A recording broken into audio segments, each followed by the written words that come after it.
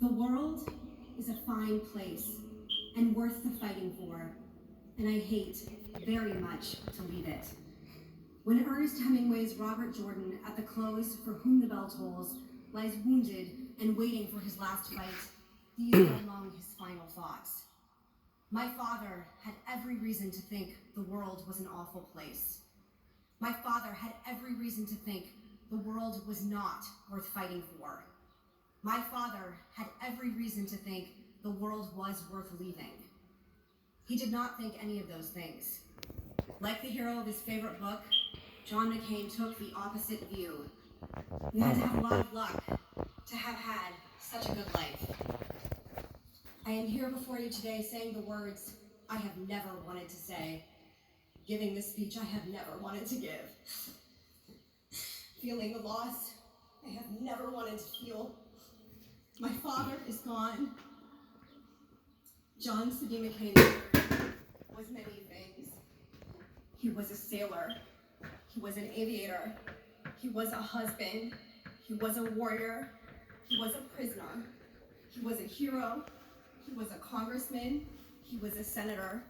He was a nominee for President of the United States. These are all the titles and the roles of a life that has been well lived. They are not the greatest of his titles, nor the most important of his roles. He was a great man. We gather here to mourn the passing of American greatness, the real thing, not cheap rhetoric from men who will never come near the sacrifice he gave so willingly, nor the opportunistic appropriation of those who lived lives of comfort and privilege while he suffered and served. He was a great fire who burned bright.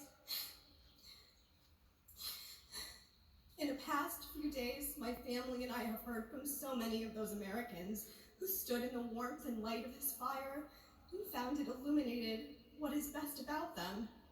We are grateful to them because they are grateful to him.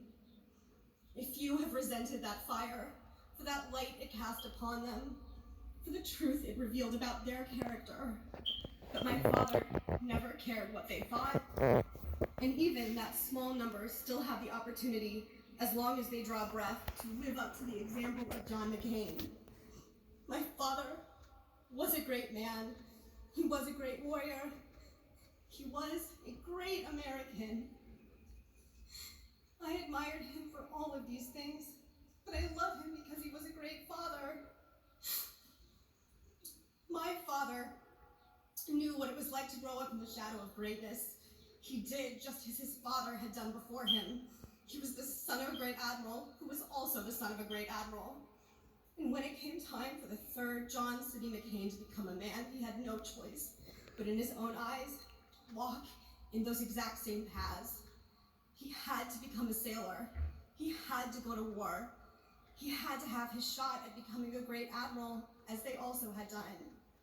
The paths of his father and grandfather led my father directly to the harrowing hell of the Hanoi Hilton. This is the public legend that is John McCain. This is where all the biographies, the campaign literature, and public remembrances say he showed his character, his patriotism, his faith, and his endurance in the worst of possible circumstances. This is where we learned who John McCain truly was. And all of that is very true, except for the last part. Today I want to share with you where I found out who John McCain truly was. It wasn't in the Hanoi Hilton. It wasn't in the cockpit of a fast and lethal fighter jet. It wasn't on the high seas or on the campaign trail. John McCain was in all of those places, but the best of him was somewhere else. The best of John McCain, the greatest of his titles, and the most important of his roles was as a father. Imagine the warrior, the knight of the skies, gently carrying his little girl to bed. Imagine the dashing aviator who took his aircraft hurtling off pitching decks in the South China Seas, kissing the hurt when I fell and skinned my knee. Imagine the distinguished statesman who counseled presidents and the powerful,